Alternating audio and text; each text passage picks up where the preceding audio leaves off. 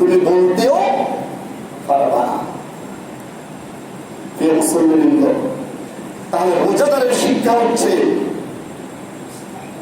সে তাকওয়া অর্জন করবে, আল্লাহকে ভয় করবে, আর সে যখন কোনো কাজ করতে যাবে ওই কাজের ক্ষেত্রে একমাত্র ব্যক্তি মুহাম্মদুর রাসূলুল্লাহ সাল্লাল্লাহু আলাইহি ওয়াসাল্লামকে সে অনুসরণ করবে, আর কাউকে অনুকরণ করা যাবে না। কিন্তু আজকে আমরা নবীকে অনুকরণ করতেছি না। আমরা আজকে আমাদের জীবনকে নিজেদের মন গড়া মোতাবেক আমরা কি করতেছি? চালাইতেছি। আল্লাহ তাআলা আল্লাহ বান্দাগুলোকে বলতেছে, বাল তুসিরুনাল হায়াতাদ দুনিয়া বাল তুসিরুনাল হায়াতাদ দুনিয়া ওয়াল আখিরাতু খায়রুন ওয়া আবকা। ও আমার বান্দারা, তোমরা কি আখিরাতের চাইতেও দুনিয়ার জীবনকে আসল জীবন মনে করে নিয়েছো? বলেন তো দেখি, আখিরাতের জীবন আসল জীবন না দুনিয়ার জীবন আসল জীবন?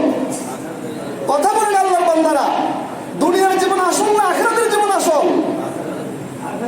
এই দুনিয়ার জীবনের শেষ আছে, আখিরাতের জীবনের কোনো শেষ নাই। যে জীবনের শুরু হবে আর ওই জীবনের শেষ হবে না, আমরা ওই জীবনকে ভুলে গেছি। আর যে জীবনের শুরু আছে শেষ আছে, আমরা ওই জীবনটাকে আসল জীবন মনে করে নিয়েছি। তো আল্লাহ তাআলা সাবধান করে দিচ্ছে আল্লাহর বান্দাগুলোকে, বাল তুসিরুনাল হায়াতাদ দুনিয়া, তোমরা দুনিয়াকে আসল জীবন কি করিও না, মনে করিও না। অনেক ব্যবসায়ীর হাজার হাজার কোটি কোটি লক্ষ লক্ষ কি ছিল, টাকা পয়সা ছিল। করোনার সময় তার লক্ষ লক্ষ কোটি কোটি টাকা তাকে 1 সেকেন্ড অক্সিজেন দেওয়ার সেই সুযোগ সুবিধাটাও রাখে না। ছিল কিনা? ছিল না। জমিন কার? আল্লাহর। জমিনটা কার? আল্লাহর। আমাদের রিজিকের মালিক কে? আল্লাহ। হায়াতের মালিক কে? মওতের মালিক কে? সবকিছুর মালিক হচ্ছে কে? আল্লাহ। তো আমাদের এই জীবনকে কি করতে হবে? আল্লাহর জন্য উৎসর্গ করে দিতে হবে। এই জীবনকে কার জন্য উৎসর্গ করতে হবে? আল্লাহর জন্য। যে আল্লাহর জন্য তার জীবনকে উৎসর্গ করতে পেরেছে সেই সফল। সে কি সফল? قد أفلح من تزكى قد أفلح من تزكى وذكر اسم ربه فصلى الله أكبر। আল্লাহ তাআলা বলতেছে قد أفلح من تزكى, ওই ব্যক্তি হচ্ছে সফল ব্যক্তি, ওই ব্যক্তি হচ্ছে সফল ব্যক্তি যে তার অন্তর আত্মাকে বিশুদ্ধ করতে পেরেছে। সুবহানাল্লাহ। তাইলে সফল হচ্ছে কোন ব্যক্তি? যে যার অন্তর আত্মাকে কি করেছে? বিশুদ্ধ করতে পেরেছে। তো বিশুদ্ধ আত্মা হচ্ছে কোনটা?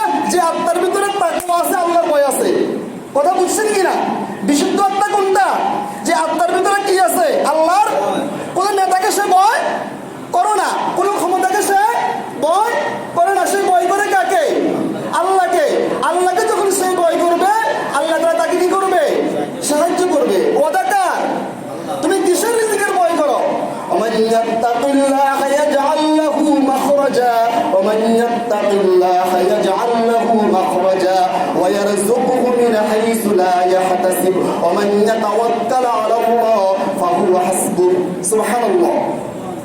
আল্লাহ তাআলা বলছে, তুমি কিসের রিজিকের চিন্তা করো, কিসের রিজিকের ভয় করো? তুমি তো আমাকে ভয় করে চলো, আর আমাকে ভয় করে চলার কারণে আমি আল্লাহ তোমার রিজিকের জিম্মাদারের দায়িত্ব নিয়ে নিলাম। সুবহানাল্লাহ। ومن يتق الله يجعل له مخرجا ويرزقه من حيث لا يحتسب। বান্দা তুমি সুবিও দেখবা না কোন জায়গা থেকে তোমার রিজিকের ফয়সালা হয়ে গেল। সুবহানাল্লাহ। আজকে আমরা রিজিকের টাকা বৃদ্ধি হবে, ব্যবসায় উন্নতি হবে, এই জন্য তাহলে কি করেছি? মজুদ রেখেছি। আল্লাহ আল্লাহ। এ হারাম, এ হারাম সমগ্র পৃথিবীকে কি করে দিবে? ধ্বংস করে দিবে। মুসলমান আজকে মুসলমানকে ভালোবাসে না, মুসলমান আজকে ইহুদি খ্রিস্টানকে ভালোবাসে। মুসলমান আজকে মুসলমানকে অনুসরণ করে না, মুসলমান আজকে ইহুদি খ্রিস্টানকে কি করে? অনুকরণ করে। মুসলমান আজকে ইমানদারকে মহব্বত করে না, মুসলমান আজকে ইসলাম প্রিয় মানুষগুলোকে মহব্বত করে না। মুসলমান আজকে যাদের অন্তরে জাতীয়তাবাদ আছে, যাদের অন্তরে তাগুত আছে, তাদেরকে মহব্বত করে, তাদেরকে ভালোবাসে। তাগুতি শক্তি কখনো পৃথিবীর জমিনে, দুনিয়ার জমিনে শান্তি আনতে, আবু জাহেলের শাসনামল সে আরবের জমিনে শান্তি আনতে পারে নাই। মুহাম্মদুর রাসূলুল্লাহর শাসনামল এমন শান্তি বয়ে দিয়েছে যেখানে গরিবের অধিকার খুঁজে পেয়েছে, অসহায় মানুষের অধিকার খুঁজে পেয়েছে, নারীর অধিকার খুঁজে পেয়েছে, বেদরনি মানুষ তার অধিকারকে খুঁজে পেয়েছে একমাত্র একজন ব্যক্তির শাসনামল, তিনি হচ্ছে মুহাম্মদুর রাসূলুল্লাহ। তাহলে ওই শাসন আমলটাকে আমাদের চোখের সামনে আছে কিনা? আছে কিনা? ওই শাসন আমল আমাদের চোখের সামনে আছে। সমস্যা হচ্ছে একটাই কথা, এটা আমরা কি করি না, মানতে। আফালা ইয়াতাদাব্বারুনাল কুরআনা আম আলা কুলুবিন আকফালুহা, আফালা ইয়াতাদাব্বারুনাল কুরআনা আম আলা কুলুবিন আকফালুহা। ও আল্লাহর বান্দারা, কোরআনকে আমি বেঁধে রাখার জন্য সৃষ্টি করি নাই, কোরআনকে আমি মওতের মানুষের জন্য খতমের জন্য সৃষ্টি করি নাই, নাযিল করি নাই।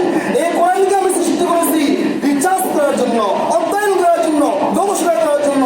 আর গবেষণা করে কিভাবে তোমার রাষ্ট্র পরিচালনা করবা, কিভাবে তোমার ব্যবসা প্রতিষ্ঠান পরিচালনা করবা, কিভাবে তোমার সমাজ ব্যবস্থা পরিচালনা করবা, এটার জন্য আমি কোরআন কি করেছি। আজকে কোরআনকে আমরা তাবিজের কিতাব বানাইছি, কোরআনকে আজকে আমরা মৃত ব্যক্তির জন্য খতমের কিতাব বানিয়েছি। এই কোরআন মৃত ব্যক্তির জন্য আসে নাই, এই কোরআন এসেছে জীবন্ত মানুষের জন্য। কোরআন কার জন্য এসেছে? কথা বলেন আল্লাহর বান্দারা, কোরআন কার জন্য? মৃত মানুষের জন্য না জীবিত মানুষের জন্য? জীবিত মানুষের জন্য। জীবিত মানুষ যদি কোরআনকে অনুকরণ করে যদি চলতে পারবে, তাহলে তার জন্য মৃত্যুর উপরে জান্নাত, মৃত্যুর উপরে তার কবর হবে জান্নাতের একটা টুকরা। তাহলে নবীর বিধান, আল্লাহর বিধান আমাদের চোখের সামনে আছে, কিন্তু দুনিয়ার ক্ষমতার কাছে, দুনিয়ার ক্ষণস্থায়ী আন্তরিকতা ভালোবাসার কাছে এই কোরআনের হক কথাগুলো আজকে মানুষের সামনে আমরা বলি না। আমরা বাতিলের সামনে মাথা নত করে ফেলেছি। তো বাতিলের সামনে মাথা নত যারা করেছেন, আমি আপনাদের কাছে একটা প্রশ্ন রাখতে চাই সর্বশেষ। আল্লাহ এবং আল্লাহ রাসূলের বিধান হচ্ছে কিয়ামতের পূর্বক্ষণে আল্লাহ তাআলার পুরো পৃথিবীতে ইসলামী শাসন চলবে। নবী রাসূলের শাসনটা আবার কি হবে? প্রতিষ্ঠিত হবে। ইমাম মাহদী আসবে, হযরত ঈসা আলাইহিস সালাতু ওয়াস সালাম আসবে। তারা তাদের আর কোন নতুন ওহী নিয়ে আসবে, নতুন কোন ওহী নিয়ে আসবে? হযরত ঈসা নবী আসবে, মুহাম্মদুর রাসূলুল্লাহ সাল্লাল্লাহু আলাইহি ওয়াসাল্লামের উম্মত হয়ে আসবে। কার উম্মত হয়ে আসবে? আরে কথা বলেন না, কেন ঘুমাচ্ছেন নাকি? শেষ নবীর উম্মত হয়ে ঈসা আলাইহিস সালাতু ওয়াস সালাম আল্লাহর এই জমিনে কি হবে? আবির্ভাব ঘটবে। ইমাম মাহদী আসবে, দাজ্জাল আসবে। তো দাজ্জাল যখন আসবে তখন পুরো পৃথিবীতে দুইটা দল হবে। কয়টা দল হবে? উলাইকা হিজবুল্লাহ, উলাইকা একটা হচ্ছে কার দল? কথা বলেন, একটা হচ্ছে কার দল? আল্লাহর দল। আর একটা হচ্ছে আলা ইন্না হিজবাশ শাইতানি হুমুল খাসিরুন, আর একটা হচ্ছে শয়তানের দল। একটা হচ্ছে কিসের দল? তো শয়তান হচ্ছে কে? দাজ্জাল। শয়তান কে? দাজ্জাল। আর ইমানদার হচ্ছে নবী ঈসা আলাইহিস সালাতু ওয়াস সালাম, ইমাম মাহদী আলাইহিস সালাতু ওয়াস সালাম।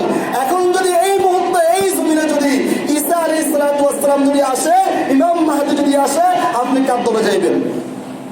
কি দাজ্জালের দলে যাইবেন নাকি ঈসা আলাইহিস সালাতু ওয়াস সালামের দলে যাইবেন? কোন দলে যাবেন আপনি?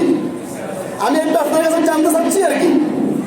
আমি তো ঈসা আলাইহিস সালাতু ওয়াস সালামের দলে যাওয়ার জন্য আমি প্রস্তুত। আপনারা কোন দলে যাইবেন? সবাই একটু হাতগুলো একটু তুরন্ত একটু আল্লাহকে একটু সাক্ষী রাখেন তো। ও আল্লাহ, তোমার এই বান্দাগুলো যদি তোমার শেষ সময় পর্যন্ত, ঈসা নবীর যুগ পর্যন্ত যদি হায়াত যদি পায়, তারা ঈসা আলাইহিস সালাতু ওয়াস সালামের দলে তারা অন্তর্ভুক্ত হতে চায়। আল্লাহ আমাদেরকে তুমি কবুল করো। আসেন, এই যে আমি বললাম আমি ঈসা আলাইহিস সালাতু ওয়াস সালামের দলে ঢুকতে চাই, যাইতে চাই, কিন্তু আমাকে তো ঈসা আলাইহিস সালাতু ওয়াস সালামের আগমনের পূর্ব পর্যন্ত আমাকে তার দলের কর্মসূচির কাজগুলো আমাকে করতেই হবে। আমার কর্ম হচ্ছে দাজ্জালের, শয়তানের, আবু জাহেলের, আবু লাহাবের। তো আমি কিভাবে করে কিয়ামতের পূর্বক্ষণে ঈসা নবী আসবে, ইমাম মাহদী আসবে, তার দলে আমি কিভাবে ঢুকবো? আমি তো ঢুকতে পারবো না। অটোমেটিক আমাকে ঢুকে যাইতে হবে কার কাছে? দাজ্জালের দলে। আর দাজ্জালের দলে যখন ঢুকে যাব, তখন প্রকাশ হয়ে যাবে একজন শয়তান, আমার ভিতরে ঈমান নাই। তাহলে আমাকে এই জমিনে অনুকরণ করতে হবে কাকে? নবী মুহাম্মাদুর রাসূলুল্লাহ সাল্লাল্লাহু আলাইহি ওয়াসাল্লামকে। আর কাজ করার ক্ষেত্রে ভয় করতে হবে কাকে? আল্লাহকে।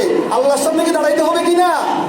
وأما من خاف مقام ربه ونهى النفس عن الهوى প্রত্যেকটা আল্লাহকে আল্লাহর সামনে দাঁড়াইতে হবে, প্রত্যেকটা আত্মাকে কার সামনে দাঁড়াইতে হবে? আল্লাহর সামনে দাঁড়াইতে হবে। হোক না সে মুসলমান, হোক না সে খ্রিস্টান, হোক না সে হিন্দু, হোক না সে যে কোনো ধর্মের, দাঁড়াইতে হবে কার সামনে? আল্লাহ বলে দিচ্ছে وأما من خاف مقام ربه ونهى النفس عن الهوى তোমাদেরকে আমার সামনে দণ্ডায়মান হতে হবে। তাহলে আমরা আল্লাহর সামনে দাঁড়ানোর জন্য সবাই প্রস্তুত তো? যে প্রস্তুত যদি হন তাহলে অন্তরে আল্লাহর ভয় রেখে আর কাজকর্মে কাকে অনুসরণ করবেন? রাসূল নবী সাল্লাল্লাহু আলাইহি ওয়াসাল্লামকে অনুসরণ করবেন। আল্লাহ তাআলা আমাদের বুঝার তৌফিক আমিন। ওয়া আখির দাওয়ানা আনিল হামদুলিল্লাহি রাব্বিল আলামিন। যাদের কাবলে জুমা কাবলে জুমা